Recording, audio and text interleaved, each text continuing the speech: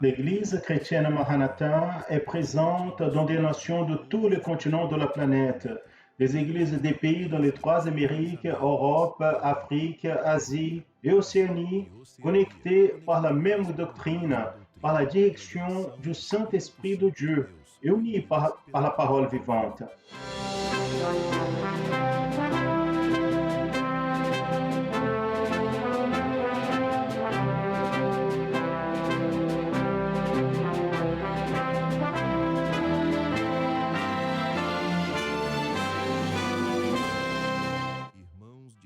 Des frères et sœurs de toutes les parties du monde participent du même culte, ensemble, dans un même corps et dans un même esprit. À travers le système de transmission, les membres de l'Église chrétienne Maranatha de toute la planète vivent un moment d'unité et de communion, comme l'ont vécu les Hébreux à la sortie d'Égypte et les disciples avec le Seigneur Jésus à la veille de sa mort à la croix de Calvaire. Des personnes de toutes les parties du monde sont touchées par l'évangile éternel et par le message du retour imminent du Seigneur Jésus.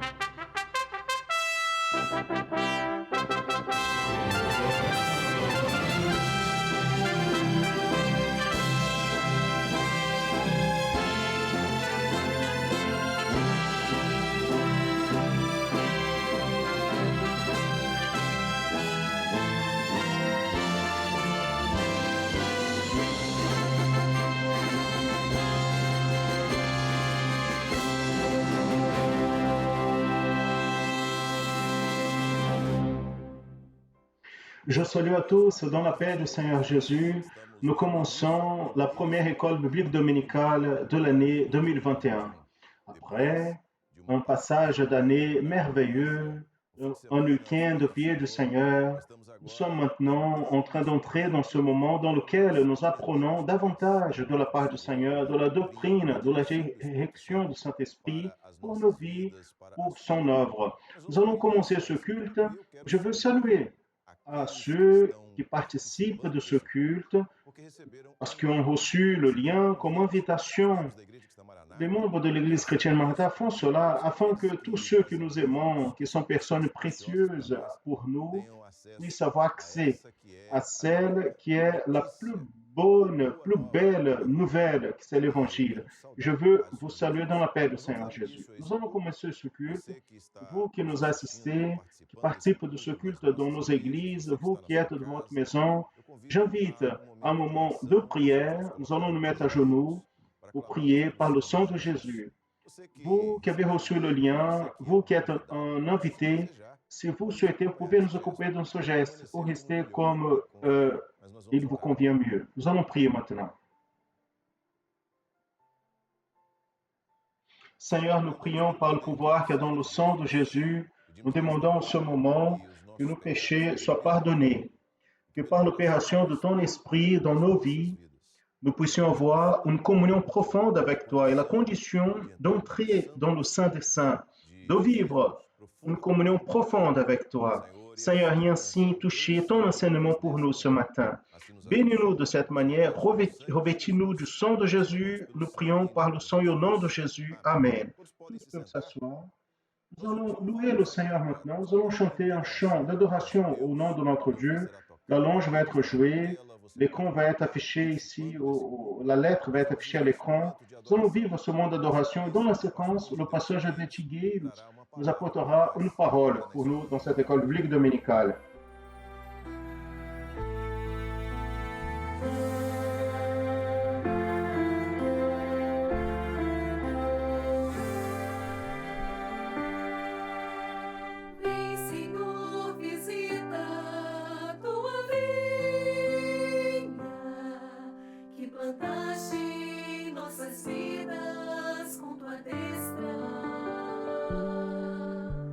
Vem, Senhor, visita.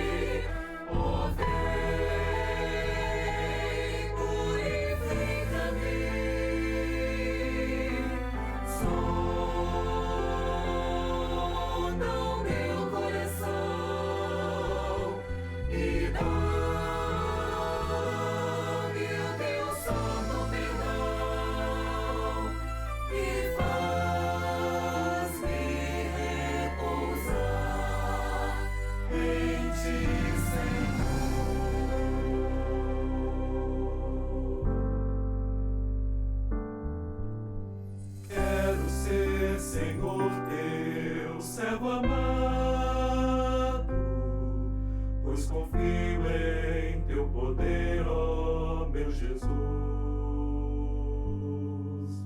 Poder que para mim é infinito e é dado a todo aquele que te crê.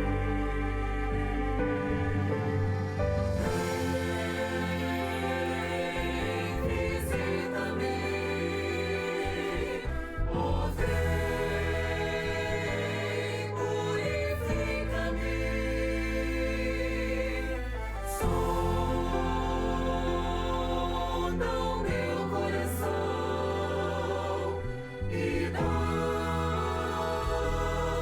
o teu santo perdão e faz-me repousar em ti, Senhor.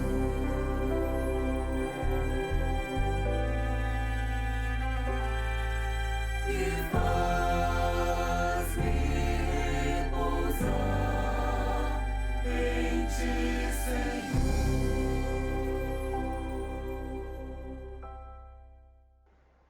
Mes frères et sœurs, la paix du Seigneur, nous voici dans cette première école biblique dominicale de l'année 2021. C'est une joie grande d'être de retour ici avec nos frères et sœurs en revenant aux enseignements de la parole de Dieu. Nous avons la joie d'enregistrer encore une fois un nombre extraordinaire de participants de cette école biblique dominicale et de dire à nos frères que nous sommes heureux ici avec la participation de tous nos frères et sœurs du Brésil et de l'étranger. Je veux noter ici les églises de l'État de Rio de Janeiro. Personne arrive à dépasser le nombre de participations que les frères et sœurs de Rio de Janeiro nous envoient. Aujourd'hui, nous avons 2261 participations. São Paulo a bataillé, est resté avec la moitié. Et ensuite, l'État du Espírito Santo a besoin naturellement de reprendre ses activités. Cela, nous sommes en train de présenter qu'il y a un groupe de frères et sœurs très intéressés à faire ce type de travail, des études avec les églises. Les jeunes sont en train de demander cet enseignement.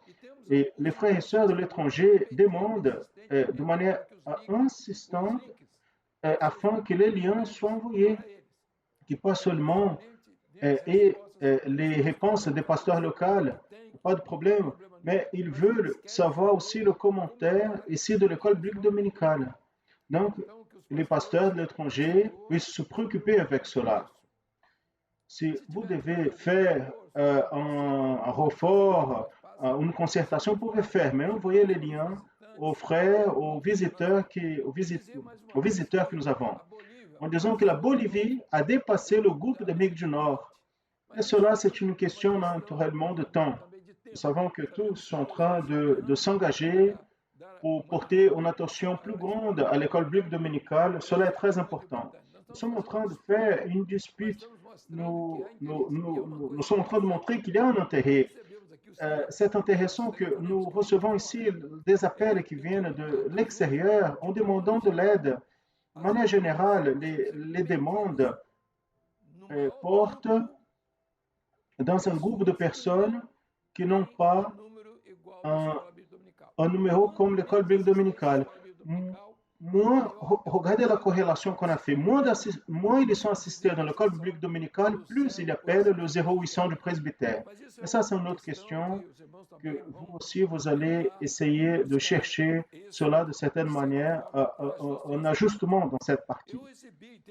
J'ai reçu plusieurs communications. Je veux remercier les frères et sœurs, la bénédiction, le soin des frères et sœurs avec nous, qui nous saluent. Je veux remercier de manière très profonde le soin que le frère et sœur portent envers ma vie.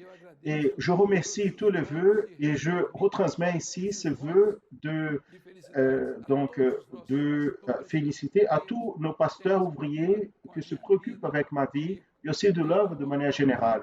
Mais j'ai fait ici une observation de trois frères ici. J'ai sélectionné, par exemple, il y a la sœur Cassia Ferreira. Cassia, elle fait référence à la bénédiction, à son église qu'elle aime, et ça fait référence à l'école biblique dominicale comme un enseignement, un lieu d'enseignement pour nous tous, le perfectionnement, ce qu'elle est en train d'apprendre à travers la parole qui est apportée. Et aussi, on fait référence à la question de la famille qui aussi est intéressée, ses enfants. Nous embrassons, nous saluons à tous ses enfants. Mais aussi, elle envoie une salutation à tous les frères et sœurs en général. La sœur Rita, elle est de Governador Valadares, dans l'état de Minas Gerais. Son église, je ne me rappelle pas ici quelle est son église, mais pas besoin de s'identifier. Mais je remercie aussi la référence que la sœur a fait à mon propos. J'étais très heureuse qu'elle a dit que le pasteur, il était donc plus jeune. Merci beaucoup pour cette reconnaissance, cette parole d'encouragement. J'ai reçu aussi de Vinicius, quelqu'un de l'état de Spirito Santo. Il a fait une suggestion de plusieurs sujets ici qui peuvent être apportés d'intérêt de manière générale de l'école biblique dominicale. Je veux dire à Vinicius que il n'a pas seulement ces suggestions, mais il a d'autres suggestions qui sont très bienvenues. Nous remercions cette participation de ce frère ici de manière très claire pour nous. Je remercie le pasteur José Ramos, aussi la sœur Eliane et José Lucas, nos bien-aimés de Governador Valadares, de l'église de Manhães. Merci beaucoup, pasteur, pour votre soutien, encouragement, pas seulement pour cela, mais surtout pour les vérités que le Seigneur a mis dans votre correspondance, en parlant ce qu'il a observé, l'œuvre, dans un contexte, dans un ensemble, comme c'était des saisons, printemps, automne, été, hiver. Donc, il montre une séquence doctrinaire, une séquence d'éveil dans la vie des personnes. Il cite quelques aspects, quelques phrases, par exemple, dans l'étude sur la foi, en parlant qu'à propos de la foi, ce qui grandit dans le chemin de l'espérance. Il fait un commentaire sur le sujet et aussi sur l'autre phrase à propos du ministère. Ministère, c'est plus grand que la vie. Mes frères, regardez bien. Ces références ici, nous avons choisi parce qu'en vérité, c'est un ensemble. Nous avons reçu une quantité immense, mais j'ai séparé ces trois pour partager avec vous. Je remercie à ces frères comme si j'étais en train de remercier à tous les autres qui nous ont envoyé leur correspondance. Mais j'aimerais ici aussi de revenir au sujet de l'école biblique dominicale.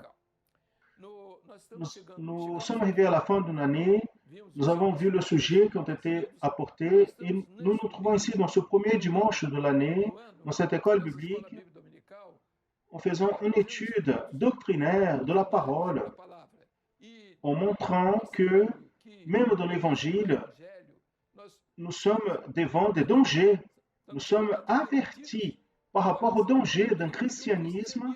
Ce n'est pas de l'extérieur, c'est intéressant, ce n'est pas du monde. Le plus grand danger que nous faisons face, c'est le christianisme qui est en train de dériver des vérités apostoliques. Nous savons que l'apostasie, nous avons parlé à propos de l'apostasie, toujours s'est manifestée dans le sein de l'Église de Christ. Et nous avons même demandé que les gens puissent définir qu'est-ce que c'est être apostate. C'est un peu difficile pour ceux qui débutent de parler de ça. Qu'est-ce que c'est l'apostate? Je veux observer spécialement quelques réponses ici. En avant d'autres questions, qui demandait à propos des sujets que les apostates utilisent pour attaquer l'œuvre de l'Esprit. Donc, le pasteur Gilson va parler sur la parole, sur le son. Ça a été toujours. Ce n'est pas maintenant. Maintenant, spécifiquement, à cause du moment. Parce que, à mesure que l'apostate agit dans le sens de inhiber le sens de la parole révélée, du pouvoir du sang de Jésus, il est en train de accomplir son rôle. C'est de renier le message de l'évangile qui sert la fonction de l'Antichrist. Je vais faire référence maintenant, d'ici peu, la parole, le mot Antichrist. Mais pour finir ici, la dernière question qui disait, afin que nous puissions identifier dans notre jour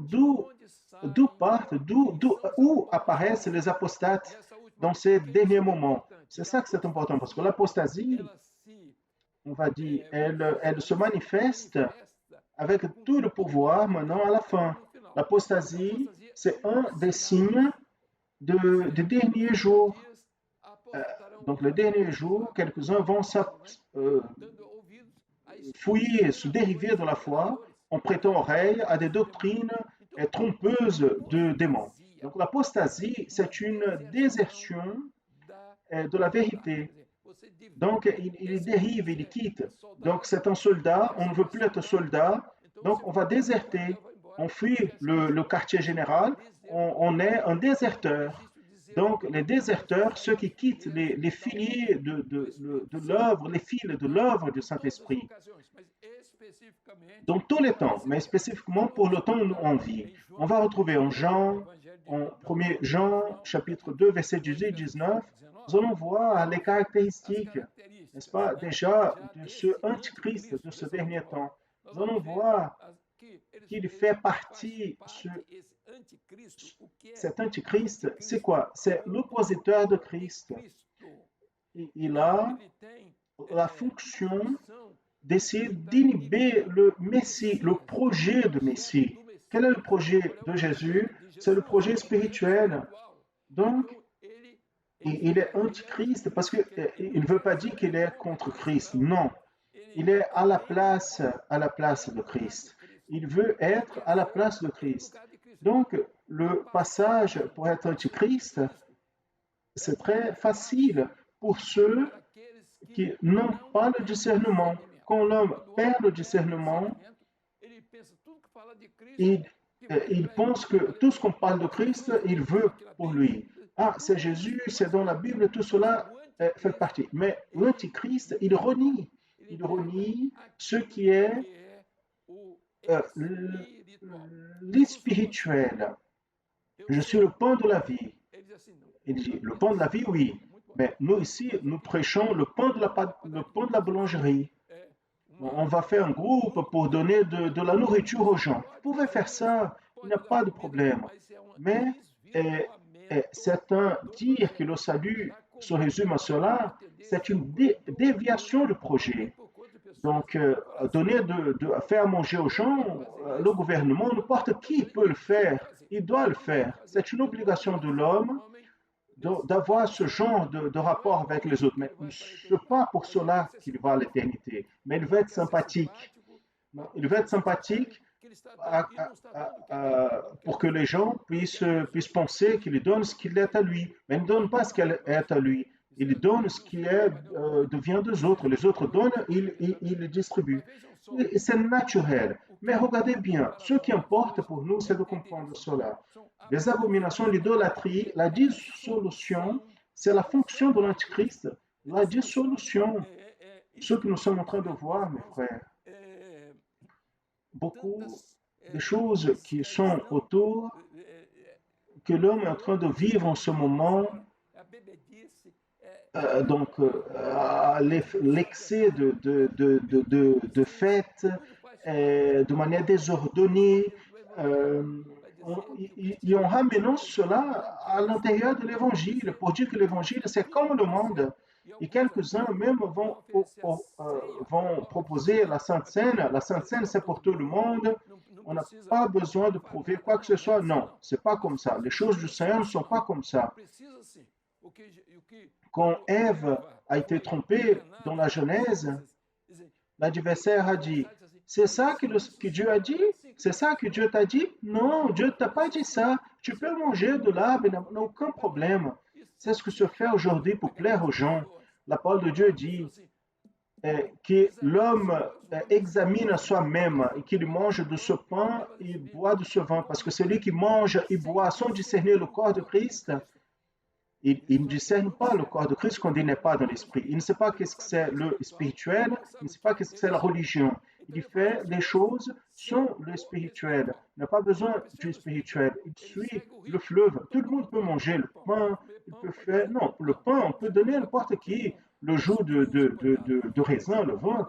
Mais regardez bien, nous devons comprendre. Jésus a dit, celui qui mange et boit sans discerner où est le corps, où est le corps, c'est où le Saint-Esprit se trouve, où le Saint-Esprit oriente. Le Saint-Esprit n'admet pas que le péché entre dans un culte ou dans une cérémonie qui parle de la vie éternelle, qui est faite pour les serviteurs, pour les chrétiens. Toutes les fois que vous mangez de ce pain et vous mangez de ce pain, vous annoncez la mort du Seigneur. Ce n'est pas un jouet, ça. Jusqu'à ce qu'il revienne. Celui qui mange et boit sans discerner, il mange et boit pour sa propre condamnation. Donc les personnes doivent comprendre que les choses ne sont pas comme ça. Rien n'est pas de manière à plaire aux gens. Jésus, il a dit cela parce que bientôt, dès que sera possible, nous allons servir la Sainte Seine à tous ceux qui sont préparés, tous ceux qui sont dans l'esprit, ceux qui sont dans le corps, ceux qui donnent de la valeur en l'œuvre de l'esprit, ceux qui ne renient pas la vérité, ceux qui ne trahissent pas, ceux qui ont eux-mêmes prêché et vécu. Oui. Donc, vous voyez bien, nous devons comprendre le moment prophétique que nous sommes en train de vivre. Donc, l'homme, afin qu'il puisse comprendre et entrer dans l'apostasie, donc il s'appelle apostate. La première chose qu'il fait, c'est l'hérésie. L'hérésie, c'est un mensonge déguisé de vérité. Il ne dit jamais que cela est un mensonge. Il dit un mensonge qui semble une vérité. Jésus est le sauveur. Mais ce que l'adversaire a fait avec Paul, ces hommes annoncent l'évangile du salut, c'est serviteur de Dieu. Celui qui parlait, ce n'était pas le Saint-Esprit. C'était un autre pouvoir qui n'était pas du Saint-Esprit. Donc, vous voyez bien, donc, à ce moment, le grand danger que nous vivons, et pour cela nous sommes là. Nous devons voir la question de l'apostasie, ceux qui apostatent de la foi. Nous devons voir ceux qui vivent de l'hérésie, donc le mensonge qui ressemble à une vérité. Le pain de la vie, ce n'est pas le pain de la boulangerie. L'eau de la vie, ce n'est pas les eaux usées des compagnies des eaux. Non, la vie éternelle, c'est différent de cette vie ici. La Sainte Seine du Seigneur, c'est différent de ceux qui simplement mangeaient pain et boivent du vin et pensaient que tout va bien. J'ai toujours compris toute la vie, par où je vais, où était la Sainte Seine, tout le monde était là pour la Sainte Seine. Comme si cela allait nettoyer le péché. Cela n'est pas vrai. Personne ne soit privé de la grâce de Dieu ou veut la grâce de Dieu par ses mérites. Donc, il a acheté un petit verre de jus de raisin, il a pris de pain de mie, il a mangé cela, il pense qu'il est sauvé parce qu'il a tout mangé. Non, ce n'est pas comme ça. L'œuvre de l'esprit est de l'esprit. Et personne ne peut prêcher cela comme c'était un objet de changement, c'est-à-dire d'échange. Ah, tu viens vers notre église, maintenant tu vas être pasteur, maintenant tu vas prendre le jus de raisin tous les jours. Non, ça n'existe pas. Nous avons un engagement qui est notre grande préoccupation avec l'église de cette dernière heure, qu'elle n'entre pas dans cette période appelée d'apostasie. L'apostate, il y a une caractéristique spécifique. D'abord, il trahit. C'est la première chose. Il trahit l'expérience qu'il avait déjà eue avec le Saint-Esprit. L'apostate de cette dernière heure, et la parole du Seigneur dit qu'ils sont placés dans la vie de l'Église pour éprouver les fidèles. Ils se lèvent soudain et ramènent avec eux quelques-uns, mais qui ne sont pas les fidèles. Parce que n'ont pas l'esprit de discernement. Ils ont raté une bénédiction. La parole du Seigneur nous montre clairement cela. Nous devons dire cela. C'est le commencement d'une année. Mais on a eu ça pendant toute la vie. Ce n'est pas hier, aujourd'hui. Non, aujourd'hui plus que jamais. Et maintenant, plus que jamais aussi. Pourquoi? Parce que la caractéristique de l'apôtre, la caractéristique de l'apostate, il s'éloigne de ce que c'est la vérité, et après il commence à dire que la vérité, c'est plus la vérité, c'est un autre qui l'a. Regardez, nous sommes en train de parler pas de A, B ou C, non, chacun fait comme il veut. Nous ne sommes pas engagés, sinon avec la parole qui est là. Regardez, je suis là dans la parole. Non, c'est dans la lettre. Lettre, c'est une chose, la lettre Q. La parole, c'est la parole révélée. Mais bien aimés, regardez bien. Nous sommes ici et nous allons avoir une question pour la semaine prochaine, là, le dimanche prochain, une question pour les frères. Vous allez définir avec clarté qu'est-ce que c'est être apostate et du côté pratique, qu'est-ce que l'apostate en vérité il prêche, qu'est-ce qu'il vit et pourquoi, qu'est-ce qu'il diffame en ce moment, quelle est la raison.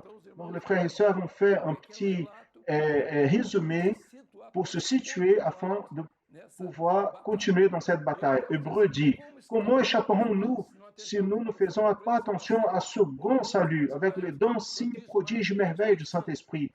Vous allez échapper une fois avoir renié tout cela. Évitez cela. Ne soyez pas illudés. Ne vous unissez pas ceux qui sont contre le sang, contre la parole.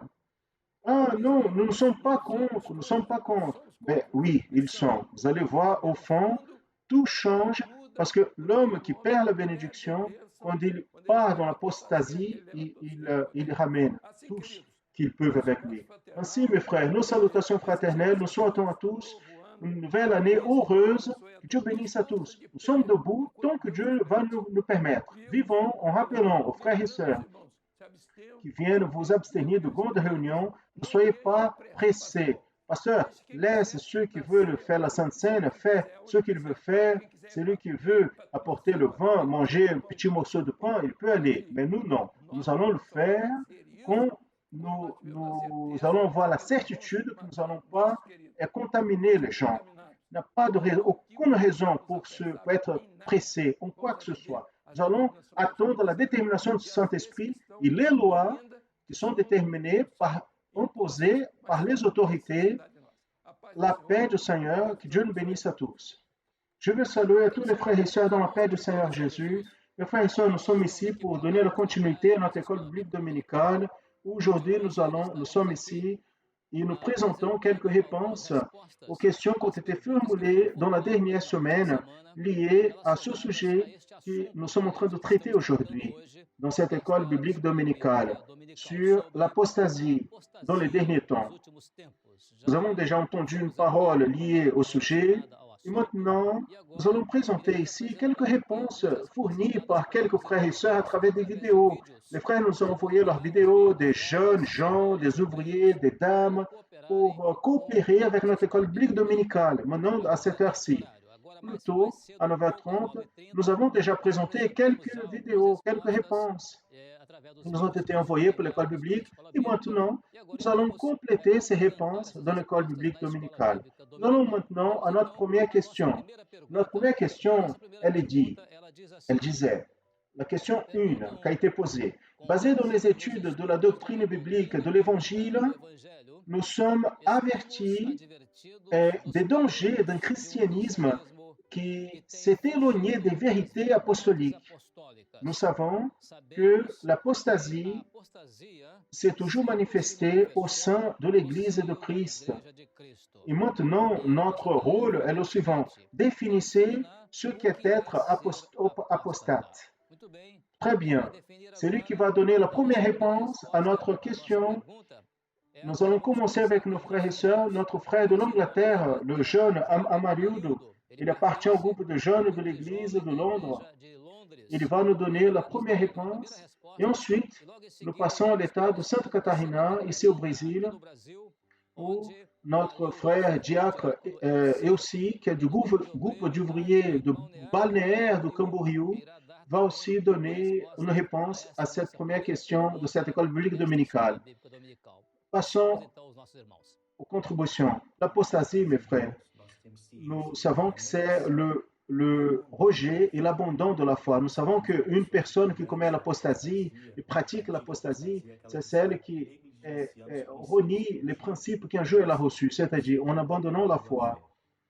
Je retrouvais ici un texte en 1 Timothée, chapitre 4, verset 1er, qui dit: mais l'Esprit expressement dit que dans les derniers temps, certains vont apostater de la foi, en prêtant oreille à des esprits trompeurs et doctrines de démons par l'hypocrisie des hommes qui parlent des mensonges ayant ces consciences caractérisées.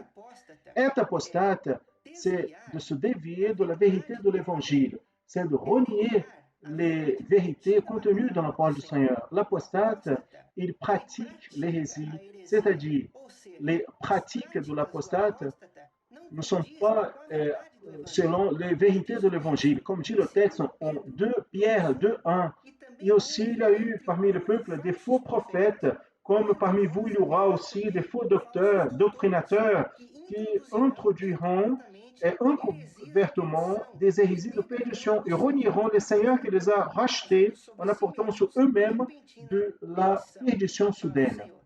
La paix du Seigneur. Très bien, mes frères et sœurs, c'est la réponse, mes frères et sœurs, qui nous ont dit que être apostate, exactement cela, c'est de renier la vérité de l'Évangile et admettre l'hérésie. En synthèse, cela, c'est ce que nos frères ont mis dans la réponse. Nous allons maintenant, Ali a d'ailleurs très bien cité, nous allons passer à notre deuxième question. Notre deuxième question, nous allons lire.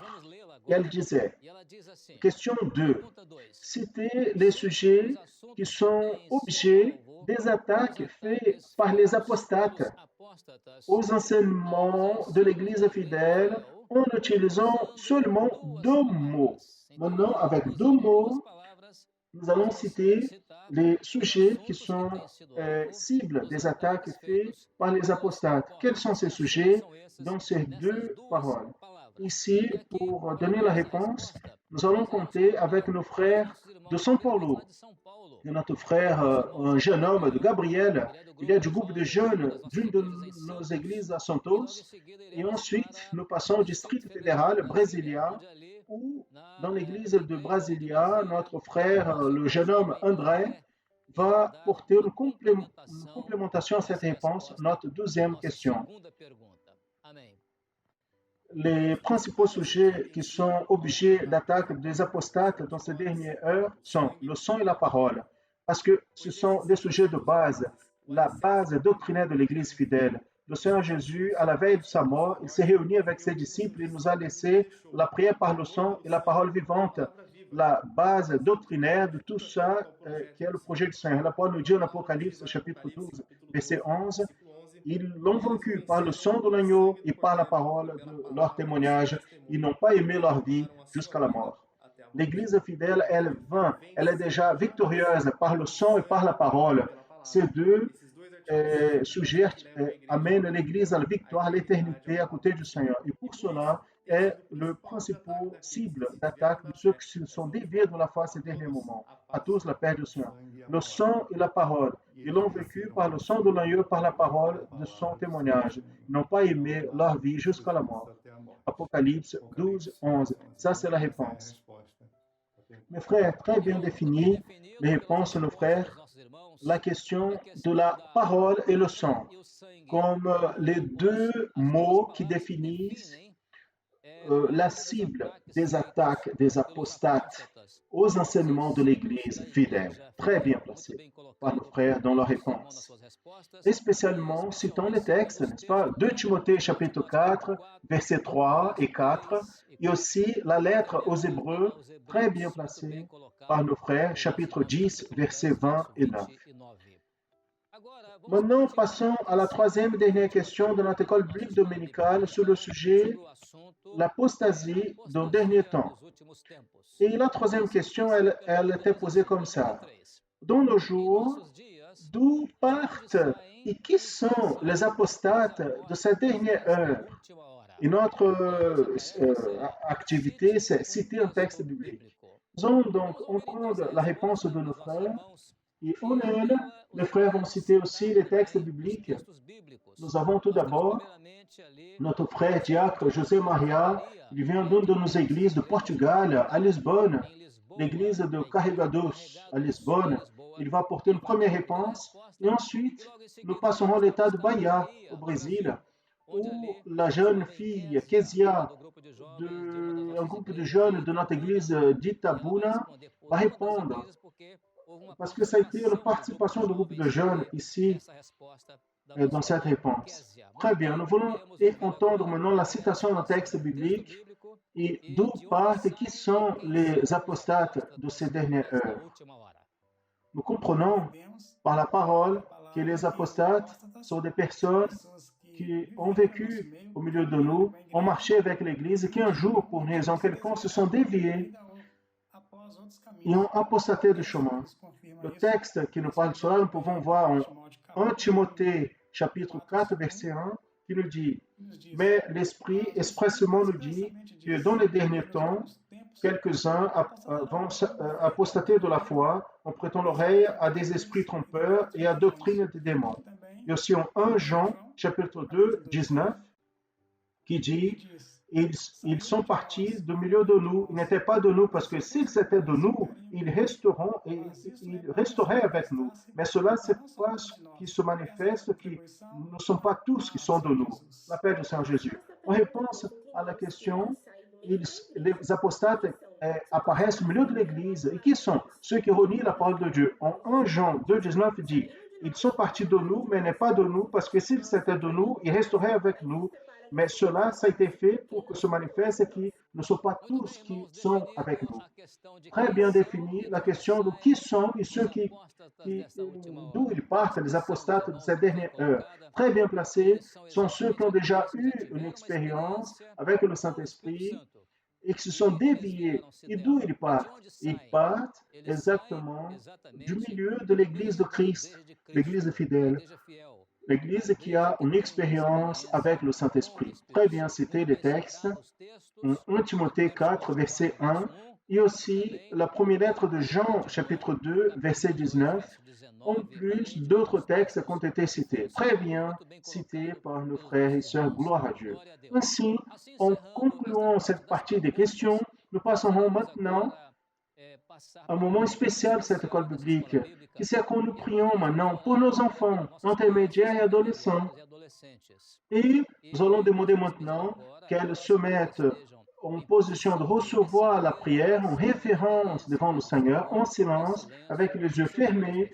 Nous allons maintenant prier au Seigneur afin que le Seigneur donne une bénédiction dans cette école biblique dominicale à nos enfants, intermédiaires et adolescents. Prions, Seigneur, notre Dieu.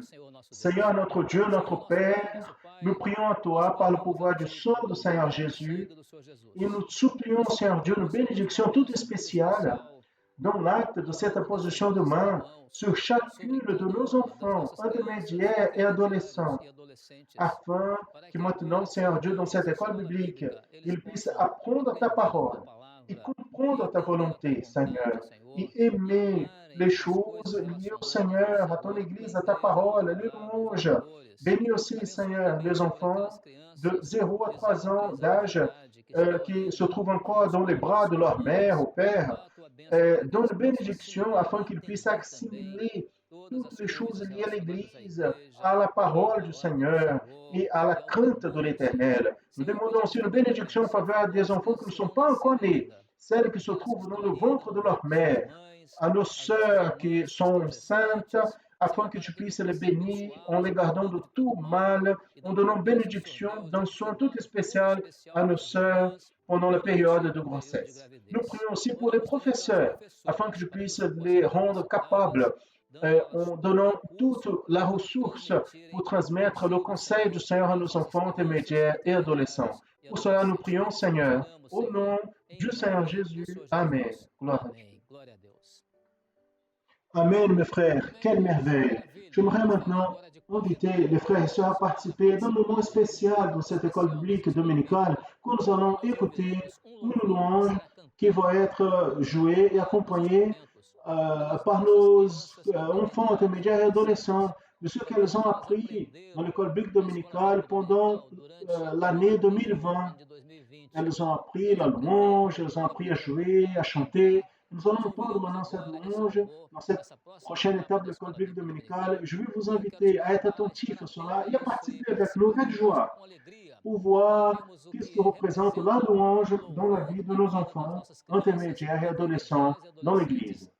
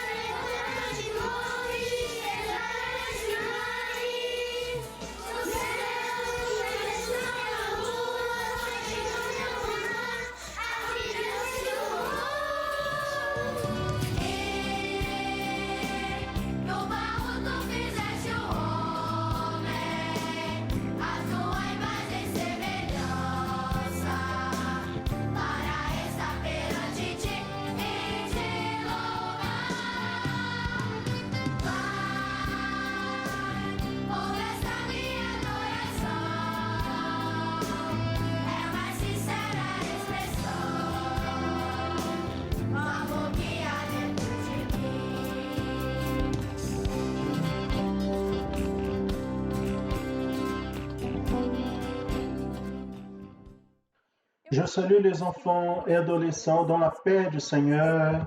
Nous commençons une nouvelle année. Je souhaite à vous tous une année de beaucoup de victoires, de joie et de grandes expériences dans la présence de notre Dieu. Dans ce mois, nous allons apprendre sur le pouvoir de Dieu dans la vie de Samson. Aujourd'hui, nous allons faire une introduction de ce sujet et parler sur la période des juges, qui a été la période que Samson a vécue. Nous allons lire ce qui dit la parole du Seigneur en Juges, chapitre 2, 16.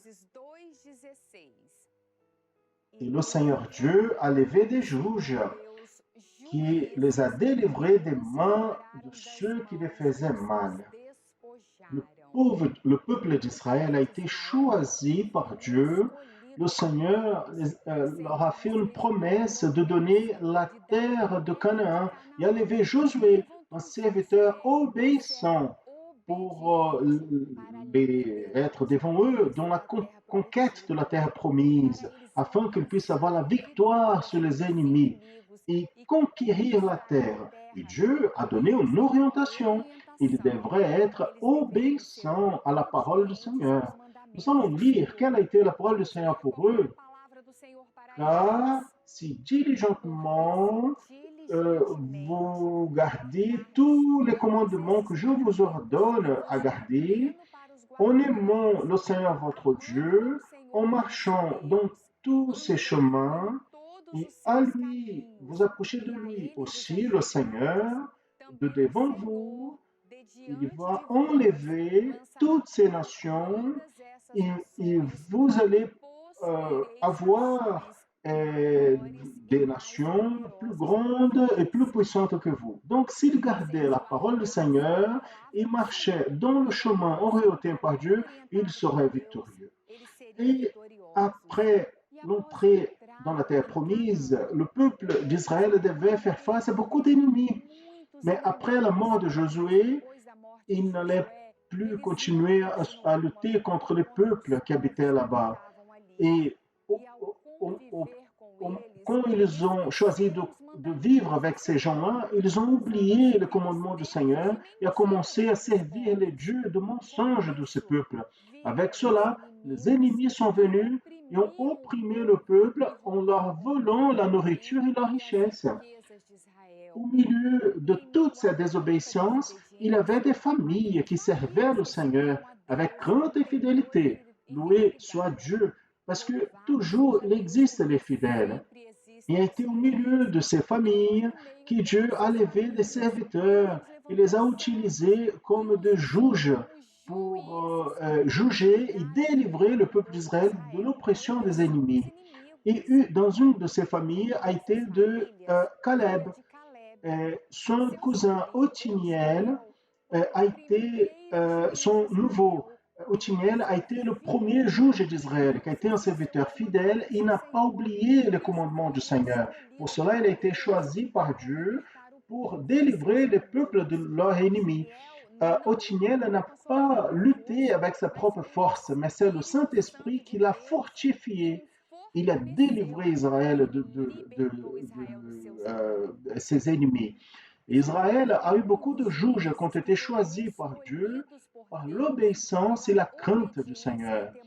Tous ont eu de grandes victoires avec le Seigneur car le Saint-Esprit était dans leur vie. Qu'est-ce que Dieu veut nous enseigner à travers cette histoire?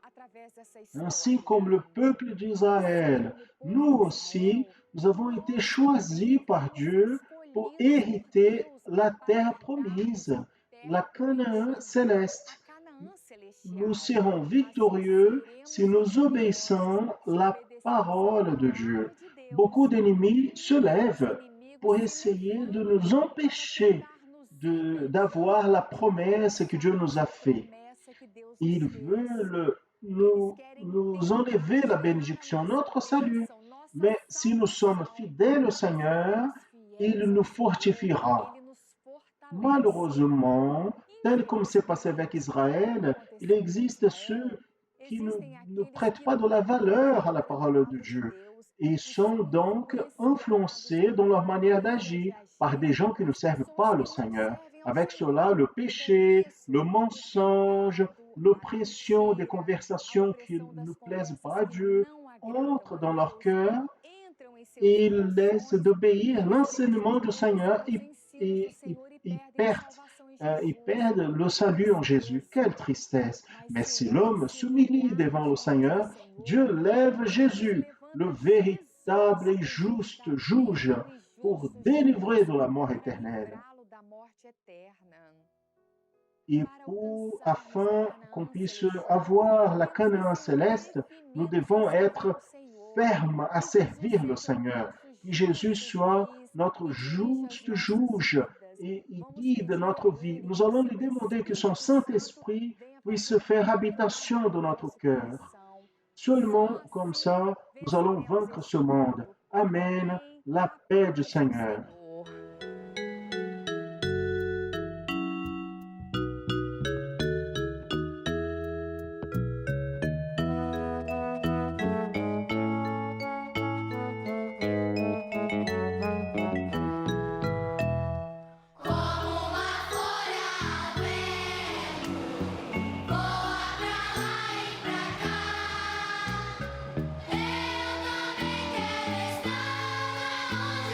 Espírito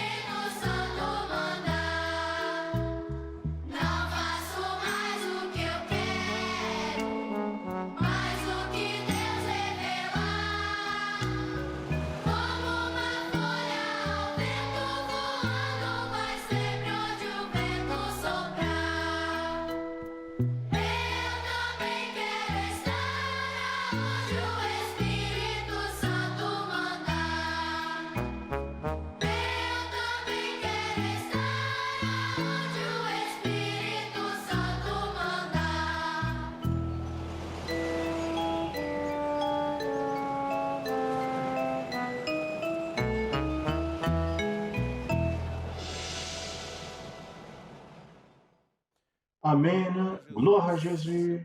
Je veux être où le Saint-Esprit m'enverra. Très bien, mes frères et sœurs. Passons à la question. Le passage de Betty a déjà anticipé cette information. On aura une seule question pour dimanche prochain. Il y a une autre information. Je vais déjà vous montrer la question pour le dimanche 17, l'autre dimanche encore. On va déjà passer les deux questions afin que vous puissiez travailler ces deux questions le long de ce temps.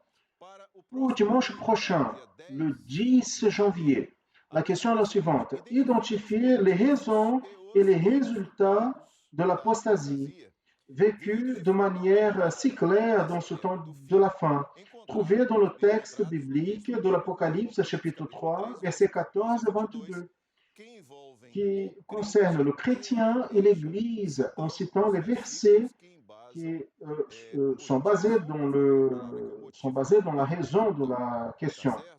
Je vais reprendre afin que cela soit bien compris. Identifier les raisons, les résultats, d'abord les raisons de l'apostasie et ensuite les résultats de cette apostasie vécue de manière si claire dans ce temps de la fin, retrouvée dans le texte biblique d'Apocalypse 3, versets 14 et 22, qui concerne l'église de Laodicée. Voici le détail, et qui concerne le chrétien et l'église. Donc, les raisons, les résultats qui concernent le chrétien et l'église en citant les versets qui donnent la base à raison de la question. Ça, c'est la question pour le 10 janvier. Maintenant, la question pour le 17 janvier. Vous allez comprendre pourquoi les deux raisons, les deux questions sont présentées maintenant. La question, c'est la même, avec un détail, une différence. C'est que vous allez identifier dans le même texte les raisons et les résultats qui concernent la situation décadente des ministères. Dans la question précédente, était dirigée aux chrétiens et à l'Église. Dans la question pour le dimanche 17, on va étudier plutôt la situation décadente des ministères, en citant les versets qui donnent la base aux raisons de la question. Donc, ces deux questions sont déjà présentées ici, afin que vous puissiez étudier avec un détail. Vous allez vous arrêter cette semaine dans la première question, la question pour dimanche prochain. Vous allez travailler cette semaine pour le dimanche 10. Vous n'allez pas, en principe, entrer dans la question pour le 17. Nous allons étudier la question pour dimanche prochain, répondre à cette question. Et comme les deux questions ont la même structure, mais chaque question dirigée à des situations différentes, donc les frères et sœurs ont déjà le matériel pour étudier pour dimanche 17.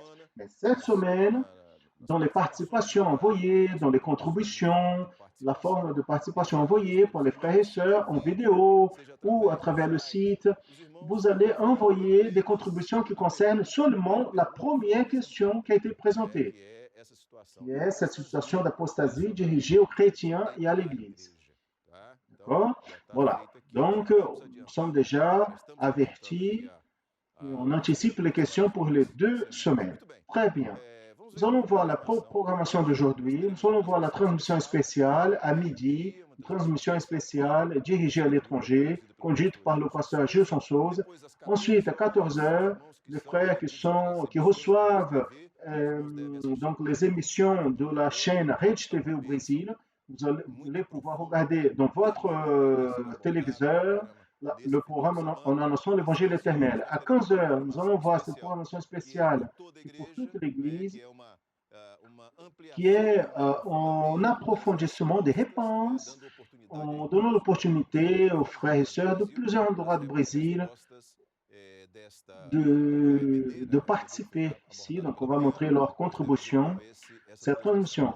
Et le soir, naturellement, le culte qu'il y aura dans les églises, les horaires que vous connaissez déjà, et la transmission par le canal YouTube de l'église chrétienne Maranatha du culte du soir à 20h. Nous demandons aux frères et sœurs, nous voulons faire une demande que vous d'anticiper le maximum l'envoi de vos contributions, les vidéos ou les participations par écrit qui sont envoyées à travers le site. Anticiper le maximum afin de nous aider dans notre préparation de tout le contenu pour le week-end. Donc, vous êtes aperçus. D'ailleurs, c'est une information importante qu'on a déjà dépassé 2000 vidéos qui ont été publiées dans notre canal YouTube. Et la plus grande partie de ce contenu, la majorité de ce contenu, un grand pourcentuel, cette année de 2020, de l'année 2020, c'est donné après la pandémie. C'est un travail intense, donc nous demandons que les frères et sœurs qui vont contribuer, qu'ils puissent envoyer le plus tôt possible, le maximum jusqu'à mercredi, afin de simplifier notre travail. Nous allons finir donc cette école biblique dominicale. Ceux qui souhaitent peuvent se mettre debout pour qu'on puisse prier pour finir le culte. Nous allons prier.